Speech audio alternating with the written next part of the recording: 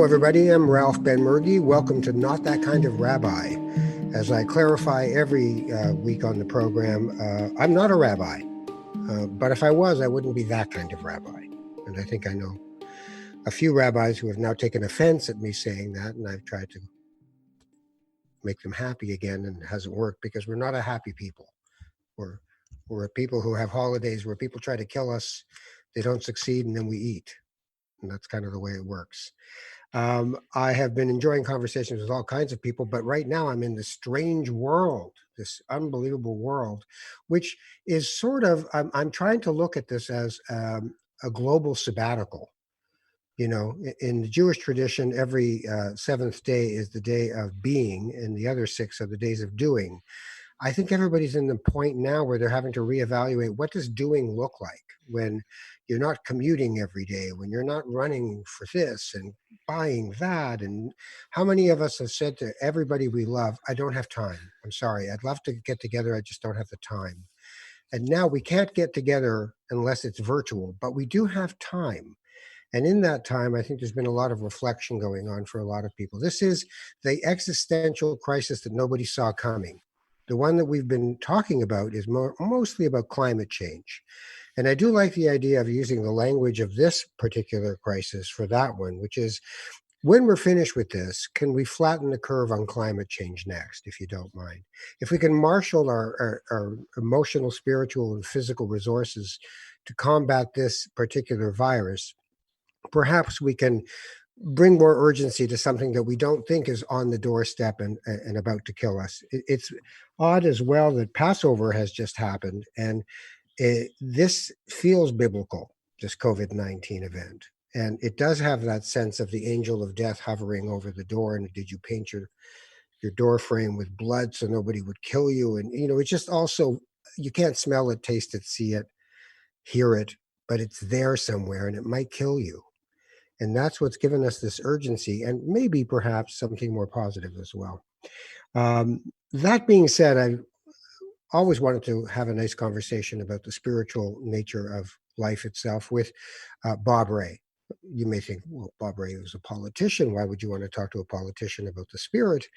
But I have always enjoyed my conversations with Mr. Ray, going back to when he was the Premier of Ontario. And I actually went into interview him, and I had this big thing called a Nagra. It was a reel-to-reel tape recorder, mother of a tape recorder. And I brought it in and I sat it down beside me and I had the microphone and I'm asking this Premier these questions. And kindly, the Premier pointed to the tape recorder and said, "You actually haven't started playing it yet. You might want to actually press the button." So, I just sort of, shrunk back into my ego became very small, which is a good spiritual moment for anyone. And I turned the tape recorder on and we started again. So joining me now, the former Premier of Ontario, the former leader interim as such of the Liberal Party of Canada, a man who is so accomplished, I'm not going to try to say all the different things that he's done. Suffice to say, he's had an active and in many ways, I would hope, a deeply rewarding life in public life and in private life as well. Mr. Bob Ray joins me now. Hi, how are you? Hello, Ralph. How are you? I'm pretty good. I'm pretty good. Your thoughts on our present situation and the COVID-19 thing? Oh my gosh, I think you've described it in a very good way. Um, I think you've underlined what a lot of us are feeling, and that is that it is a very unusual moment. Um, to be to it does force you to think more. It gives us a lot more time. We have more time on our hands. Not all of it being used productively, but as much as I suppose, as much as people feel they can. Um, and I do think it's a moment of reflection about ourselves and about our society. And I agree with you 100% about climate change. I mean, I think one of the great it's really a conundrum. It's really a challenge with climate change. Is that people, if you ask people, would you like to live in a world where, terrible weather kept happening and it got hotter and hotter and things dried up and flooding and all kinds of awful things to the globe. Would you like that to happen? Everybody would say, no, that's not a good thing. I don't want the weather to change dramatically. I don't want people to starve. I don't want all of the horrendous consequences of climate change to happen. And then you say to people, okay, well, there's certain big things that need to happen.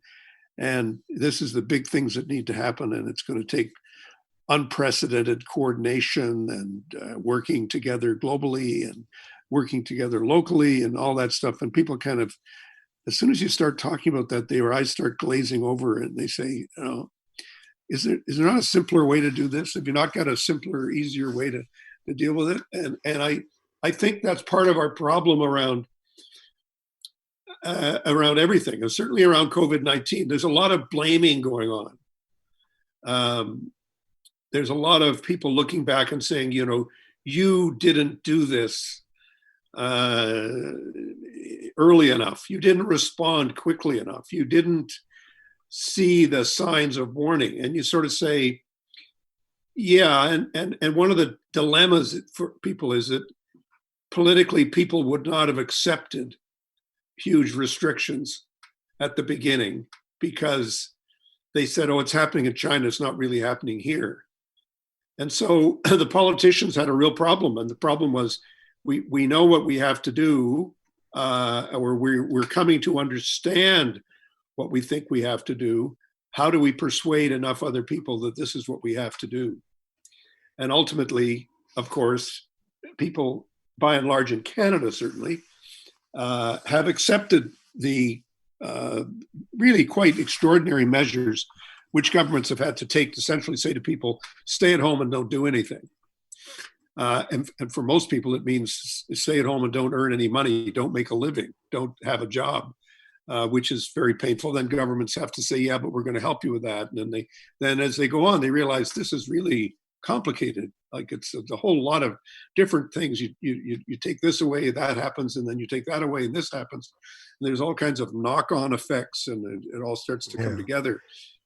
So there's something you said there that triggered something for me, which is something that clergy and politicians have in common is with either congregations or populations, you are always weary of telling people truths that they can't digest, that people want to hear certain things and they don't want to hear other things. So some of what you were talking about was this whole idea. So what do we do when we're not willing to hear what we really need to do and instead keep wanting to be fed this sort of habitual consumptive society that we've created? Well, you know, I mean, I think in watching people like President Trump and our own prime minister and other leaders deal with this, I mean, there's a certain kind of, I don't know, instinctive sense that people have to say, you're not ready to hear this, so I'm going to tell you that everything's okay. Everything's fine. And everything will be okay. And everything's fine. Everything's good. Or as the president used to say, everything's under control. Yeah. You know, which is, when you think about it, just a completely nutty thing to say about anything, because nothing's really under control, you know. But it's a phrase that people sometimes use to kind of make you feel more comfortable. It doesn't make me feel more comfortable, because it only makes me feel that, this is a guy who actually thinks maybe it is under control, when everybody can see that it isn't. And you're right. I mean, there are moments and times when people are prepared to accept things, and there are moments in time when they're not. And I think that the political kind of dilemma of COVID-19 has been to be ahead of people, because you're going to be ahead of people because you've got more information than most people have, because most people are not spending all their time thinking about this. Although I would note that on Twitter and on the internet generally, there actually, have you noticed that the number of epidemiologists that there are today? There's like millions of them. I never knew there were so many million epidemiologists. It's just, but that's the need quite amazing. But that idea about control is about fear, right? Sure, totally. The need to hold on to something. And, you know, in the proto-fascist world, that is the number one order of priority, is to say, I've got the train's going to run on time. I've got this thing under control. And in the chaos, either financial or emotional or personal, we also want someone to tell us that they're strong and that they're going to do things, and we're willing to listen in ways we haven't before. A preacher can do that. I was in Joel Osteen's megachurch in Houston, and this is a guy telling you that prosperity is going to be for you if you believe in the Lord Jesus. And there were 35,000 people on that weekend there. And they believed it because they wanted a sense of community and they wanted a sense of order and that there was a purpose to their lives, right? Yeah, and I think it's also, I mean, I think the thing that I worry about politically is that out of great disorder, name the revolution, eventually people get fed up and say, I actually don't want this much disorder and this much change and this much revolution. What I really want is stability. So send in the army. So Napoleon succeeds the French Revolution, and terrible dictatorship succeeds the Russian Revolution, and on we go. And I think that out of this disruptive situation, we face some choices. I mean, one of the choices, of course, will be things will just go back to normal, and everybody, all the people who say, "Oh, life will never be the same again," there's a kind of a tremendous tendency in society to just say, "No, we'll just get back to the way it was." I think that's going to be difficult in this situation. And then the other one is to say, "No, I must have order, and we must have strong leadership, and all coming back from the top and from the center, kind of command and control kind of language." And this is the hopeful side. This is sort of my little pitch here. I mean, I hope that one of the things that happens is that people start to realize how much of our response to COVID-19 has been about a sense of mutual obligation. People are taking care of one another. I mean, we're getting to know our neighbors better than we ever did before. I didn't know that I was part of an elderly group, but we have people who say, "Well, you're not supposed to go out at all. Do you mind if we go to the liquor store for you? Or would you mind if we get you some groceries?" And I mean, it's wonderful. You just say, "This is great. Thank you." And people take care of each other more. And I think we're seeing that in governments. People are, I mean, the amount of money which government is now prepared to spend is on a scale of 100 to where it was before. Now, we got to figure out how, eventually we're going to figure out, well, how the hell are we going to pay for this? But right now, there isn't a political leader out there on the right or the left or any of the spectrum in Canada or anywhere else who's really saying, stop, you got to stop spending this money. Don't give people the support they need. Don't help people who are unemployed. Don't help the businesses that are going bankrupt. Stop spending the money. That's not the direction of thinking at the moment. What everybody's saying is just let her rip and we'll worry about paying for it afterwards. Interesting change. There's this guy I know who wrote this thing a while ago. While the public good is partly pursued by accepting the appetite for gain, gain alone is not enough. People will not accept being treated as commodities. They'll insist on being recognized as citizens, members of families, cultures, and broader communities. They will insist on their rights. You're the guy. Right. In the three questions. I read it and I thought, I don't know if I actually think that's the way this thing has worked out for us, because we are commodities. I mean, if you think about the idea even of just as a person, you're paying for the internet, right? You're paying your Wi-Fi. And yet you're the commodity being sold on the Wi-Fi, on the internet. You are the intellectual property that you're literally paying someone to mine you. And that extractive kind of capitalism that we've been involved with for decades now doesn't actually make us more sensitized to each other. This is like a good blackout that's going on for a long time, where you just unplug everything and then turn around and look at everybody and go, right. But are we capable of maintaining this without the crisis? Can we be that compassionate person who's not a commodity and doesn't treat others? I and thou. Can we get to an I and thou instead of an I and it? Is it possible? Well, that's the big question. I mean, I think the reality is that I think that there will always be an element of I it. Okay, there will always be an element in which our relationships are about using other people for our own purposes. Um, we hire people to do things for us. And as time goes on, we begin to learn more about who they are and what they're really going through. And then we say, well, I know you too well, so I'm going to do more here and more. But there's always an element of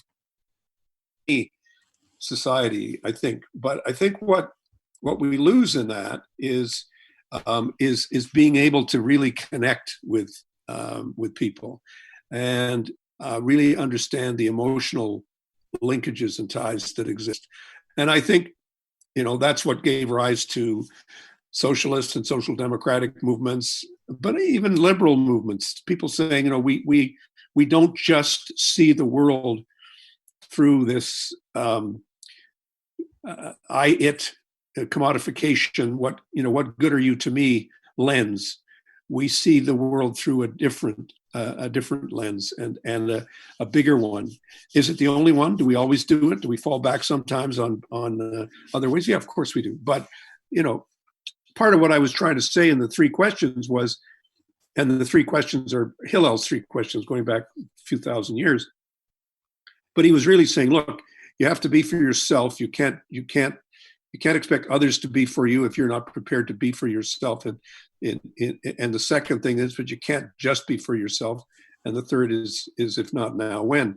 And I think that those three questions have always stuck with me as almost like a kind of lodestar, like a kind of thing that I've just hung on to in listening to people and in trying to get to a better place. So many situations where I've had to encourage people to advocate for themselves. Like you have to advocate for yourself. And interestingly enough, most recently, in talking to people about a particular refugee challenge, meeting with refugees who a few numbers have come to Canada, and they're saying, can the government do this? Can the government do that? Can we do this? Can we do that? And it seems to me, one of the things that started to happen is that people realize, well, we have to argue, we have to be our own advocates. And I've said, exactly, you absolutely have to be your own advocates. It doesn't mean that nobody else has an obligation to listen to you. It's just that they won't even know who you are until you tell them, until you advocate for yourself. You can't expect other people to do that without prodding and pushing. But prodding and pushing is not enough. You've got to look at where does the collective interest come in. And I think that's one of the key issues that we're going to be looking at as a country and as a global society. Is what is it exactly? What do we owe each other now? How are we going to go forward on all these questions? So the social contract itself, I had this feeling in 2008 that the social contract at that moment was broken. That we were told if we showed up and shut up and performed, we would have a decent life and we would have enough for our children and that they would do better than we would. And then after 2008, it was kind of like neoliberalism did a face plant on Wall Street. And everybody just looked at the corpse and said, nothing to see here, let's move on, and went right back to business as usual. And I'm wondering, are we going to just, once we're out of the woods here and there's a vaccine, do we just go, anyway, what was I going to buy? What am I going to do next? How am I going to get ahead? Are we just going to, by human nature, move ourselves back into this culture of inadequacy, which is what you need if you're going to sell people things? They can't be good enough as they are. Do we go right back to it? Well, I think that's the question. I agree with your analysis that the collective we did not learn a whole lot from 2008 and 9. There was not the kind of political reaction to it on a sustained basis that was required, I think, globally, and particularly, I think, in the United States, where it was sustained for a while with President Obama, but he was succeeded by Trump, and so Trump is this sort of the epitome of the world of excess. That's just what it's all about. And so you have to say, when you look, for example, at basic measures like the level of inequality, the gap between what people make in a factory and what the head of the corporation makes, the way in which this is exponentially around the world become a central issue, and yet the politics that follow from that have not really fully taken place yet. And we'll see now with COVID-19. I saw an excellent piece the other day saying, COVID-19 is not a leveler. COVID-19 is a revealer. And I think that's very true. It's not true to say that the rich and poor are equally impacted by COVID-19. Absolutely false. What it has done is revealed the steady increase in inequality, the level of insecurity that a lot of people are living with and feeling, and the challenges that people have in making a living and making their way in the world. And this is what has been laid bare by COVID-19, which is why government intervention has had to be so dramatic, because governments, I think, quite rightly said, we really don't have much choice. Whether you're a Republican in the United States or a New Democrat in Canada, everybody's doing the same thing. And it's quite fascinating to watch that happen. The question is, what will happen after? I think is, for me, not just economically, but politically, and I don't want to sound grandiose, but spiritually, what does it mean? What does it mean for people? But do they feel differently? Yeah, but I mean, people are afraid of that word spiritually, and I do this podcast because everyone has a spiritual scaffolding in their life, and whether it's I don't believe in anything or I believe in everything or whatever is between those two things, this is an existential moment, and we live in an existential part of our lives, but we've learned to suppress it and stick with the material, because it's like I was giving a talk once and I said, I'm religious. And then I kept talking, and then I came back and said, by the way, when I said I was religious, most of you heard I'm insane. So let's move back from the idea that you can have a spiritual life and it can be injected into the way you do your own life. Which leads me to ask you, you had a life as a child of privilege. Your father was a diplomat. You ended up as a Rhodes Scholar. You're a white guy. It's all going great. You didn't have to care. You could have just taken the 80-yard head start and gone. What made you actually want to care about how things are going for other people when really your privilege allowed you to, show up at the Rosedale Tennis Club and just hang out? Were we allowed in there? Yeah, the Rosedale Tennis Club. Why didn't you end up that guy? I think I could have faked it. No. Well, first of all, it's interesting you talk about. Yes, of course, I did lead, and I'm leading in material terms a privileged life. I recognize that. Well, I think there's two things. One is my parents were very very committed and very unpretentious people. My father's father worked for Tip Top Tailors, so he did not come from a wealthy background, and both my parents were very grounded. So even though we lived in, I remember when we moved into a lovely house in Geneva that was paid for by the Canadian taxpayer. My dad was at the UN and I was in high school, and my dad looked at me and he said, I hope you understand this isn't this isn't normal. This isn't going to last. And I said, yeah, I understand completely. But I think there's also something in me. I mean, who knows where does it come from? I've always been as a kid, always questioning and quite contrarian, and would always look around me and see situations that struck me as very unjust and unfair. When I went to public school in the States, I was there right after the schools were integrated in Washington, D.C. I remember my dad saying, are you happy in school? I said, yeah, absolutely. And he said, well, if you wanted to go to another school, I said, no, I don't want to go to another school.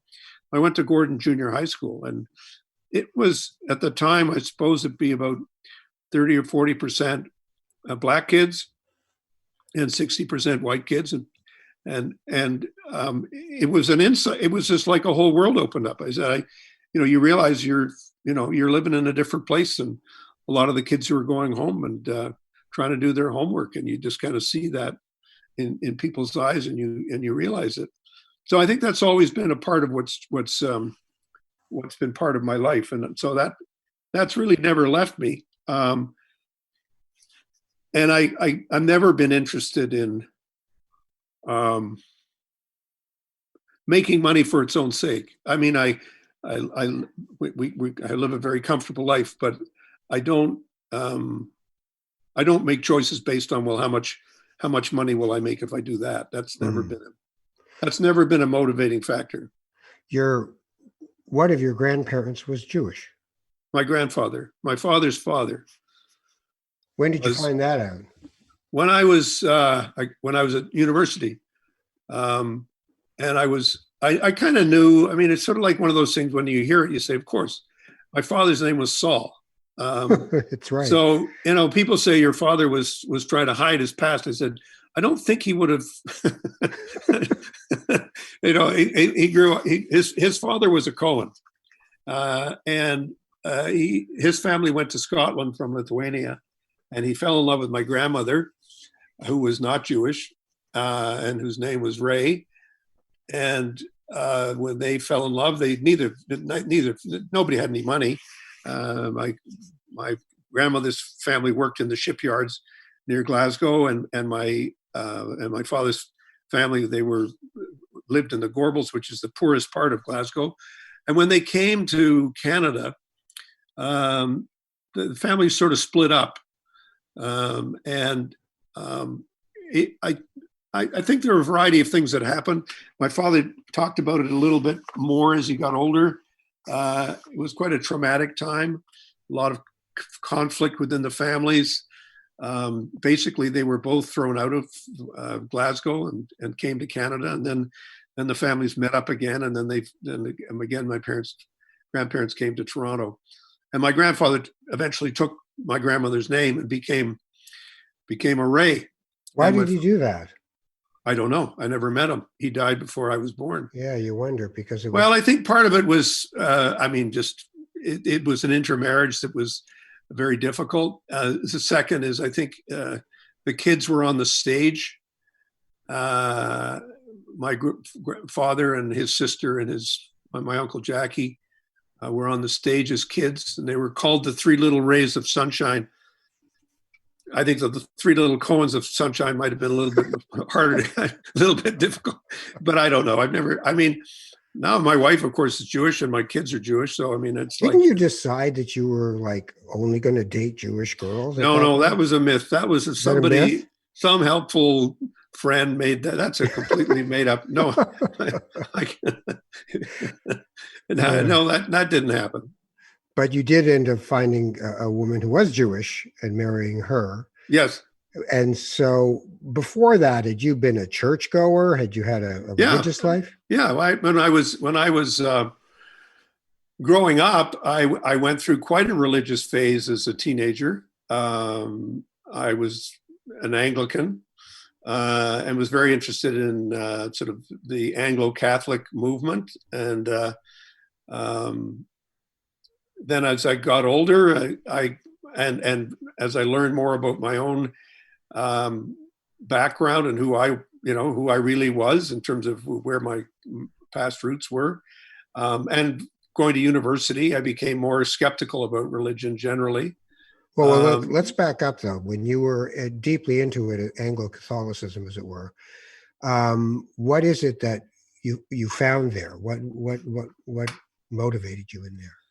I think there were a couple of things. One was tradition and liturgy and ritual, which I really enjoyed. The second thing was a sense that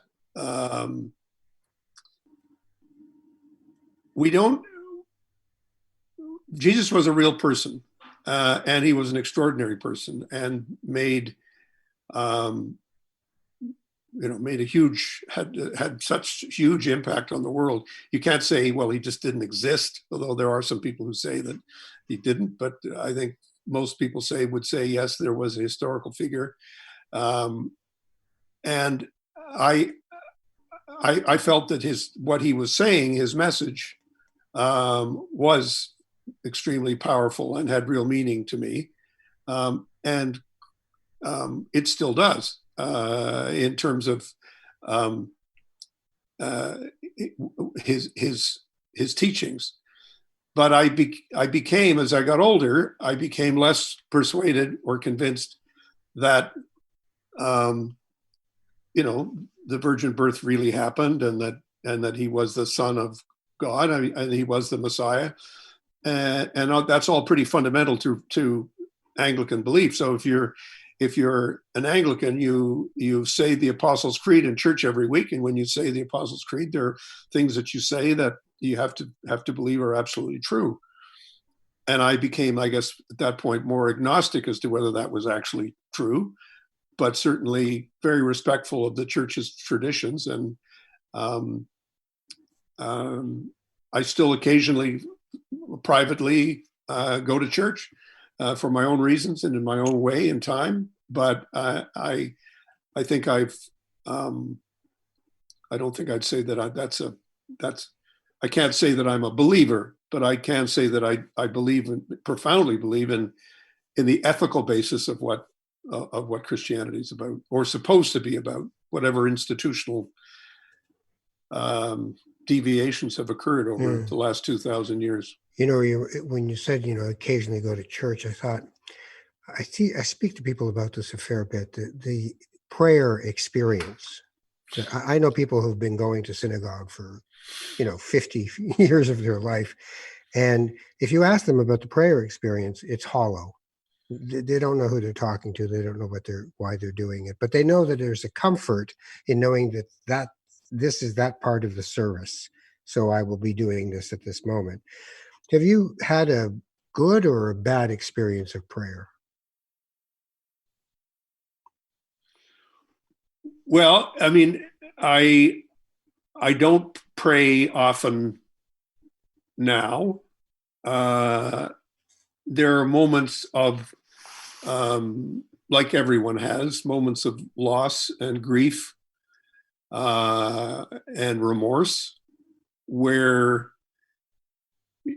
I feel a need to say something to somebody who's not an actual person, and reflect on what's happening and what's taken place.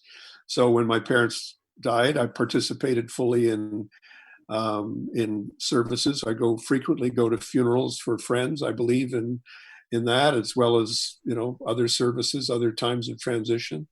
But if you said, do I say my prayers every night? No, I don't. But on the other hand, when I was in the Parliament and in the legislature, we used to say the Lord's Prayer in the morning before the legislature would start.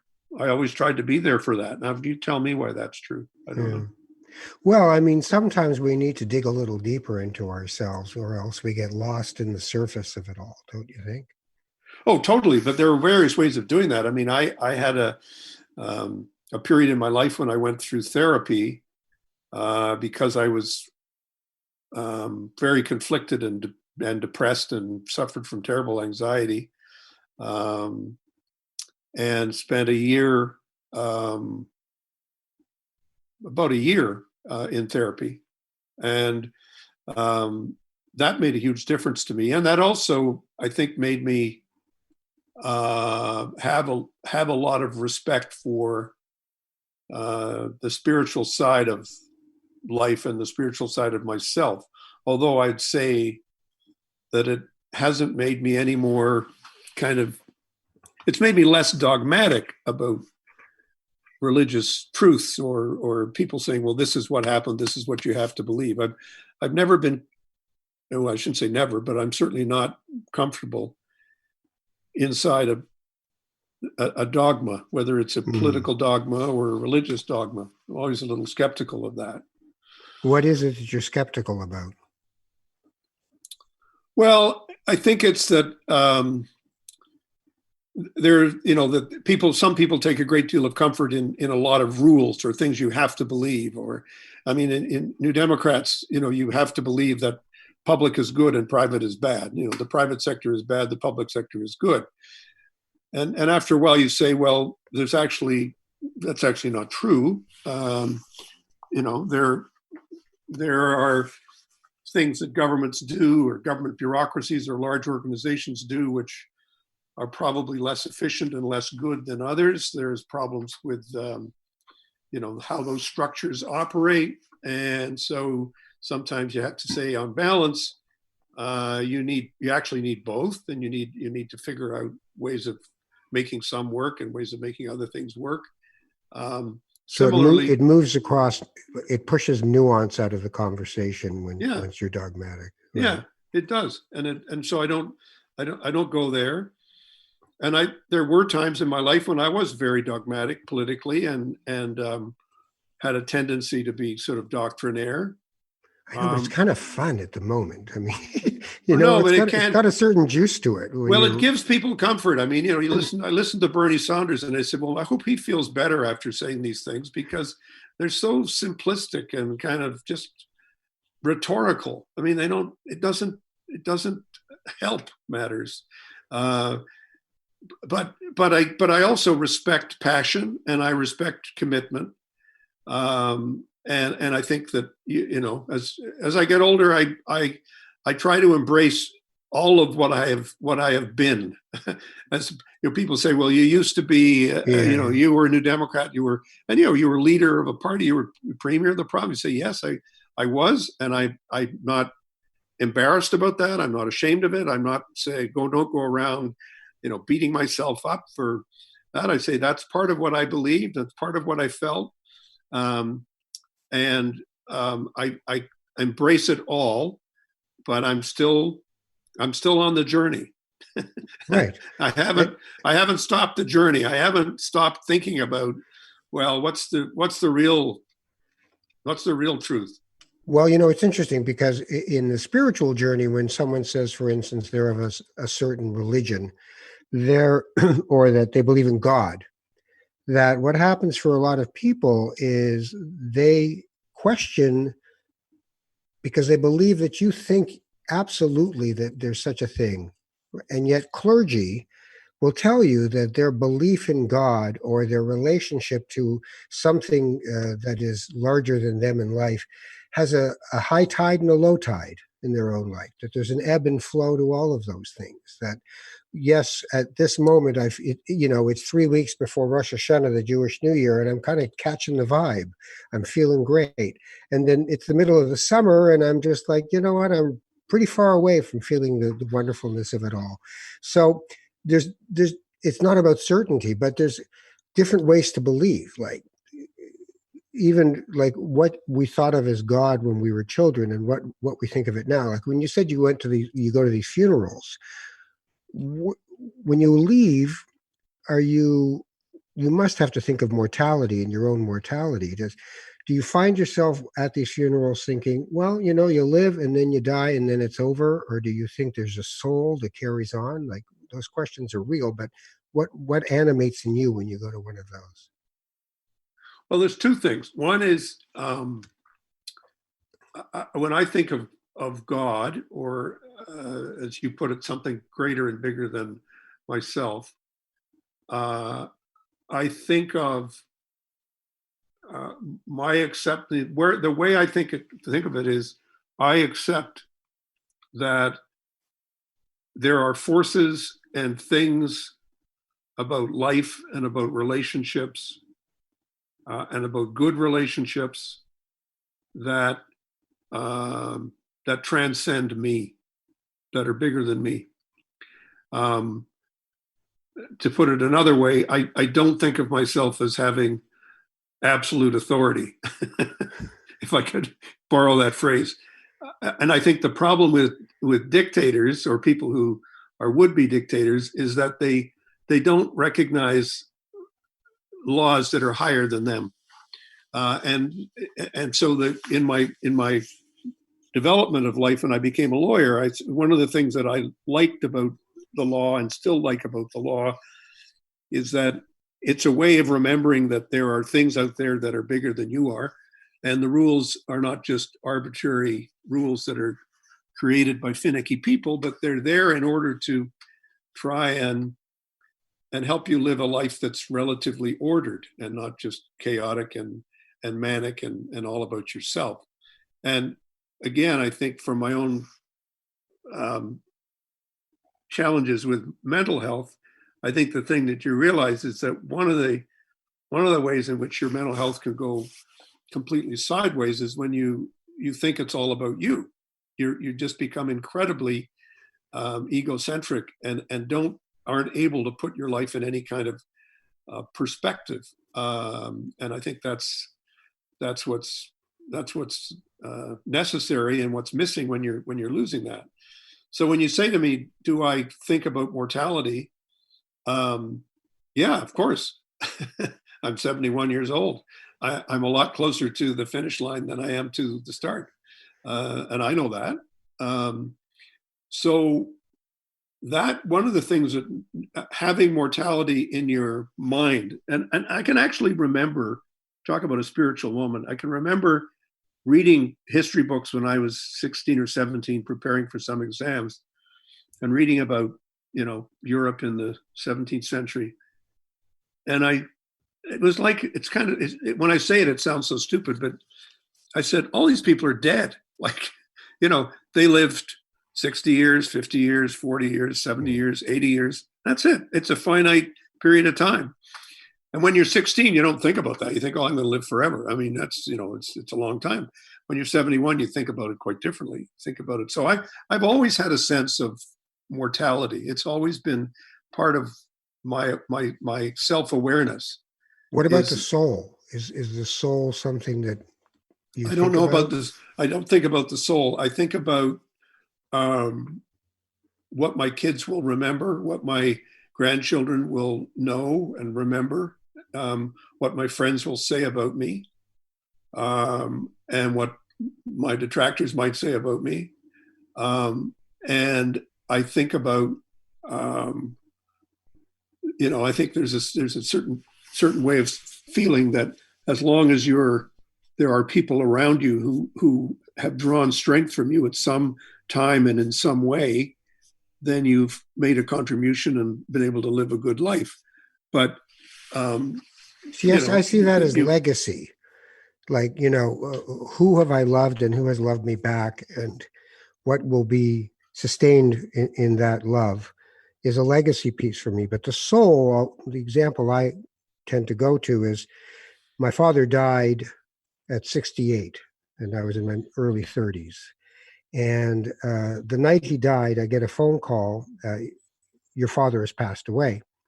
And I drive to the hospital, and I realized that when I got there that I'd never seen a dead person in my life at that point. And I walk into the room, and my father is dead, and he's kind of half warm and half cold.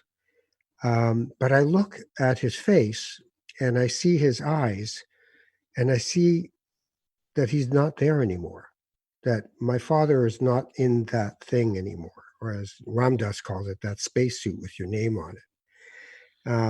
And at that moment, I felt that it was irrefutable that there was a soul in this man that animated, just like I would think of you and think there's a soul in this man that made him say, I care about the Rohingya. There's a soul in this man that says, this is my life, I better do something with it. Right. But that's that animating piece. I don't know where it goes, but I'm pretty sure it's floating around out there somewhere. So yeah, I certainly have had the same experience. I mean, very, very parallel, because my father had a huge amount of vitality, and even in his last few years were not good. He had some strokes, and he was not really himself. But he had an incredible amount of energy. So when you say, what's the soul of Saul Ray, I would tell you what the soul was. It was more than just a legacy. It's much more about who he really was, what he really was like. And same is true for my mother. And I was I didn't I wasn't with my father when he died. He died at night in his own bed of heart failure. But I was with my mother when she died. And yeah, I mean, once it's gone, it's gone. And what's left is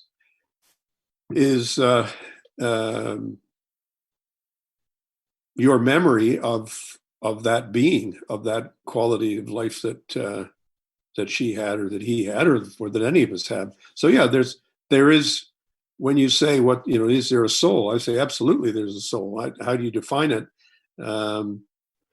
That we can argue for quite a long time about what the definitions of it are, but sure, I believe people have souls. Yeah. It's interesting in the Jewish tradition, right, where there's a Shiva for a week, a mourning period collectively with family and friends, and that happens.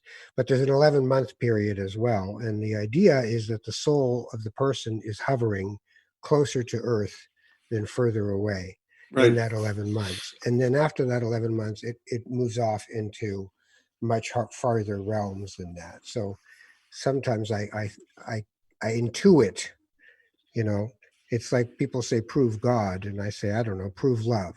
Right? Like you can't bottle it or sell it to anybody. You can try. That's right. No, that's right. And that's why, I have some friends who are atheists, and they just say this is all mumbo jumbo, and this is that. There's a physiological explanation for everything, and I'm not there, because I'm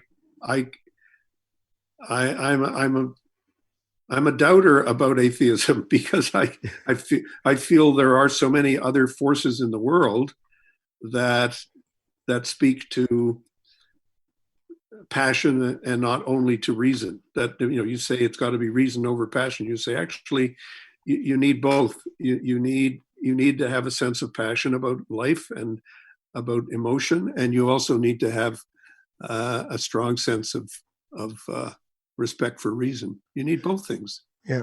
Your wife's Jewish. Your kids are Jewish. Yes. So where does Judaism fit into your life now? Well, it's a lot about family for us right now.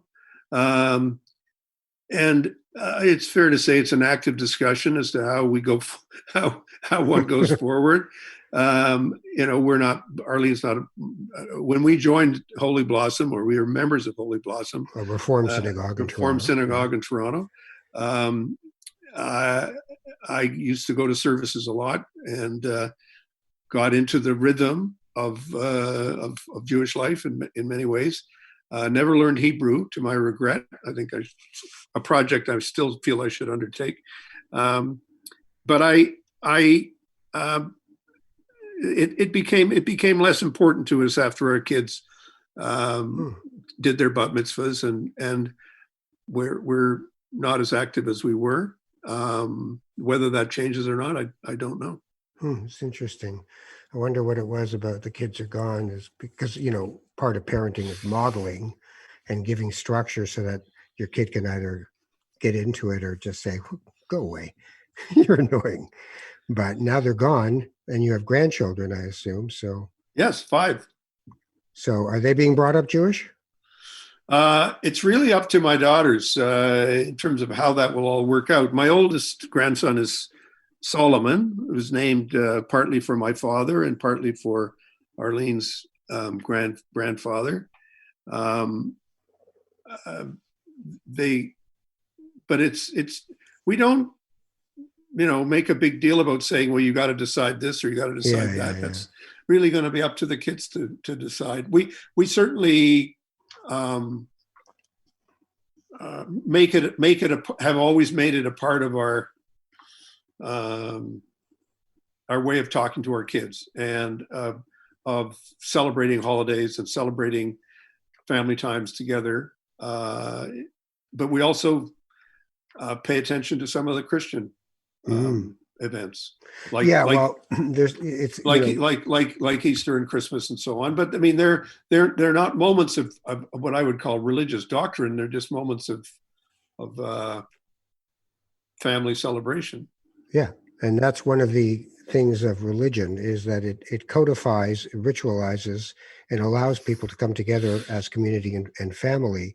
That if you don't have those things, there's no anchors at that point. It's arbitrary. Do maybe we'll go have a barbecue, maybe we won't. But if it's Passover or it's Christmas or it's Easter, everybody got to show up and go through their stuff together, right?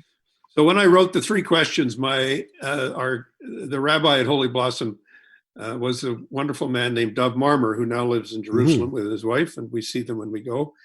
And I gave him the book, and he read it. He called me up and he said, "It's good, but it's not Jewish enough, and it's not socialist enough." And I said, "Well, Dov, that just about sums me up, doesn't it?" Hey, you nailed it. Thanks, Rabbi. Talk soon. So let me ask you this, though. In terms of, there's this question that's asked in spiritual counseling. First, a definition of what a person thinks God is. But then in the conversation about who they are and where they are in their lives, there's where is God in this conversation? I was wondering about something, not necessarily where is God, but where is the spiritual element when I think about the work you do with refugees? When I think of looking into, I've never been in a refugee camp, for instance. I've never seen that. I grew up with the post-traumatic issue of being Jewish and knowing that there's always this possibility of more historical trauma, Holocaust, all of it. But I'm not the guy who was in there. I'm from Morocco. We didn't go there. But when I think of your work with the Rohingya and your work in general with these kinds of projects, when you leave one of those and get on a plane and go home, on the way home, where are you? Where is the bigger question in you? And where is this? What is humanity and what's the point of all this? Well, it's not as much, I guess, a spiritual conversation for me as it is a one of where I say to myself, how are we letting this happen? To the extent that it is happening, and how can we make it better by trying to provide people? But don't you wonder why do people do this to each other? No. Because to me, the explanations, there's inhumanity and there's injustice and there's cruelty. And I actually, in this particular case, I mean, you can understand, you can kind of go through and dissect the historical architecture of discrimination that ultimately leads to a populist explosion of some kind, and then people being forced to move. But right now, Ralph, we have over 70 million people who are living in displaced community, refugee camps of one kind or another. They may not be officially refugee camps. They may just be internal camps, IDP camps. But there's over 70 million in the world. And it took us about 10 years after the end of the Second World War to resolve all of the refugee issues that arose out of the Second World War, directly out of World War II. We have a lot of people who are in camps today, in the case of the Palestinians, who've been there for a very long time, since 1948 in some cases, or their families have been.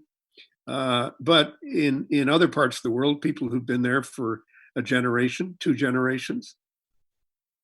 And I think what COVID-19 is going to be, again, a real revealer of the vulnerability of these communities, because I occasionally put up a picture on the internet of the camp, of the Rohingya camp in southern Bangladesh. And I say, you tell me where people are going to be socially distancing themselves in this place. You've got 10 or 12 or 14 people living in a little bamboo hut. And you tell me how people are going to be able to socially distance themselves. Yeah. And the population itself is physically very vulnerable. They're weaker, they're malnourished, better nourished than they were when they got there, but still very badly fed. And it's going to be brutal. But mind you, this is true for Canada as well. Yeah. We don't have to go to see a refugee camp in Canada to understand, how did this happen? Why are we doing this? Go go and visit, go on reserve, go to a remote community and walk through and say to yourself, how did this happen?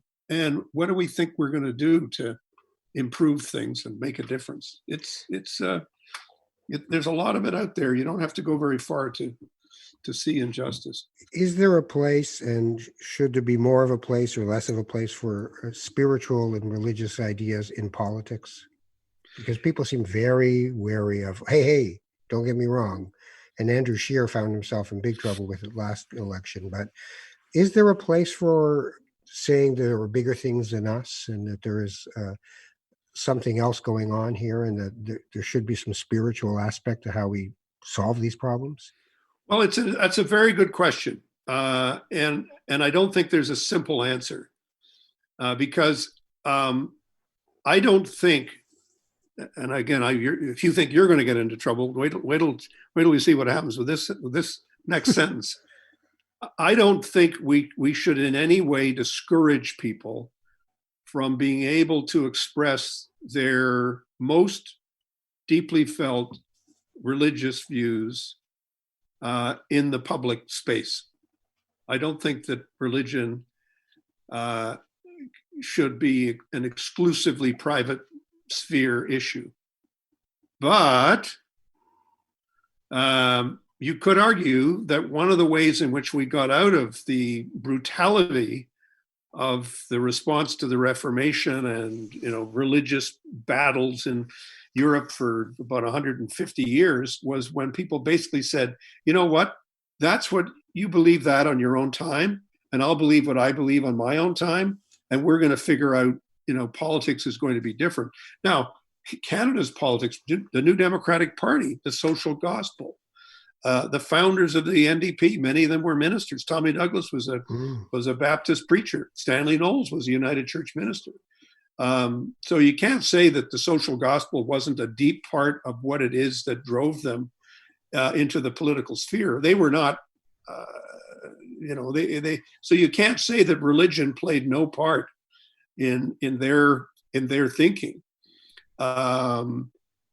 But I think you've got to be careful, very careful, about how that can then get transposed into saying, and I'm so convinced that I am right about this, about abortion, for example, that I am going to insist that the public laws have to reflect my own personal religious opinions. And I think we've always been very careful about that. And I think that's actually not a bad thing because there are so many different religious traditions at work in Canada today that if we were to say, well, we're going to allow one of them to have predominance over all the others would be a huge mistake. Yeah, but I think that if we collectively pooled spiritual energies from different traditions, from indigenous to Baha'i and everything else in between, right, that there'd be a whole bunch more conversation that I'd find more interesting. I mean, I think one of the things that I can't help but think is in the pursuit of the commodified human being, in the pursuit of a neoliberal kind of approach to what life is and should be and its worth, that we've decided, as they said in the 60s, God is dead. And that's highly convenient because if God is dead, guess who gets to be God? So we become God and we're lousy at it. Right.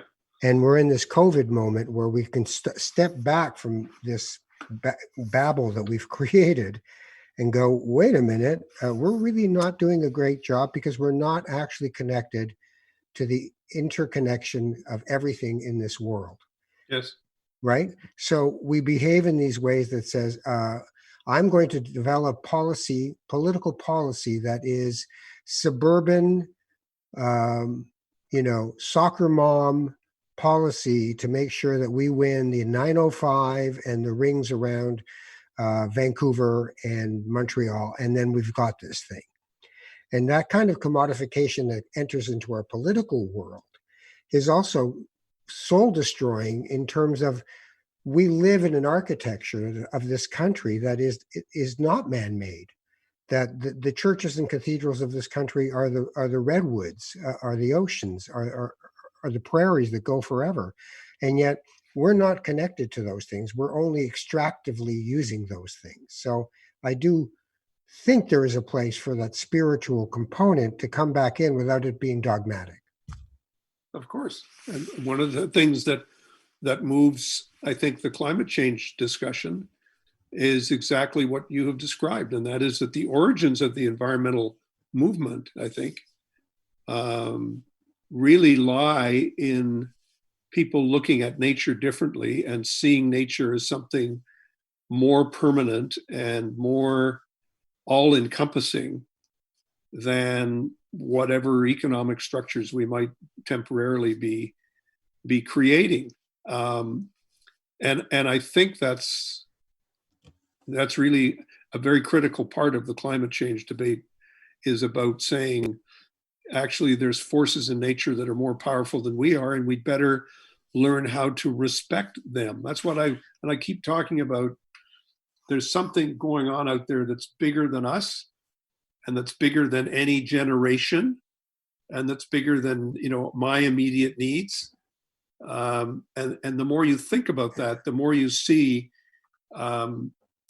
the spiritual element of this discussion. There's a spiritual element to the climate change discussion. And sure, look, you don't have to convince me that the political dialogue can be a lot more productive than it is now. Now it's these little bitty sound bites. It's little bitty things you have to do and say. It's little things you have to say, one of these and one of those. You can't have a thought that lasts for more than 2 minutes. It's crazy. It's not the way people talk. It's not the way people think, but it's the way that we're forcing, or our political leaders feel, this is how I feel I have to speak to you. And it is crazy. Yeah. And it is not an art anymore, in my opinion. When I reading Martin Gilbert's biography of Churchill, and I read the speeches that he makes, even the letters that he writes, and I just think we are just banal fast food politics, saying whatever the hell will get 10 seconds of clip. And having worked in political communications, I realize there's just the gaming of statistics, the gaming of truth, the gaming of advantage, the personal assassination, character assassination that goes on. And I lament. I really find myself sometimes, just before this COVID thing, I just found myself going, is this it? I mean, I'm like you, I'm on the other side. I'm closer to the end than the beginning. Is this it? Is this what we can come up with? So give me something positive to hold on to as we end this conversation. Well, I'm a golfer. And there's a lot of golf games that are decided on the 18th hole. So it ain't over till it's over. I'm a big believer. I'm a big believer that one of the ways of fighting what I think you and I probably both agree on is what's wrong, or what's the trouble, is to do things differently. So you're doing a podcast that's your own, that just says, well, I don't have to do this other stuff. I can just do what I want, and this will be what I think. And in some ways, the great thing about the world today is that, one can increasingly build your own platform, like and think of what it is you want to create out of that, and how you want to express yourself. So yeah, that's what I think. When you say, is this all there is? No, I've still got some writing to do. I've still got some music to do. I've got lots of things I want to do, and I'm doing them, and I'm enjoying them as a result of that. If not now, when? If not now, when? Indeed. Bob Rae, thank you very much. I really appreciate the conversation. Thank you. Good to talk to you, Ralph. Much fun. You too. Take care of yourself. Bob Rae, former Premier of Ontario, former leader of the Liberal Party of Canada, a man who has got way too many files for me to list them all, but trust me, they're all somewhere on Wikipedia.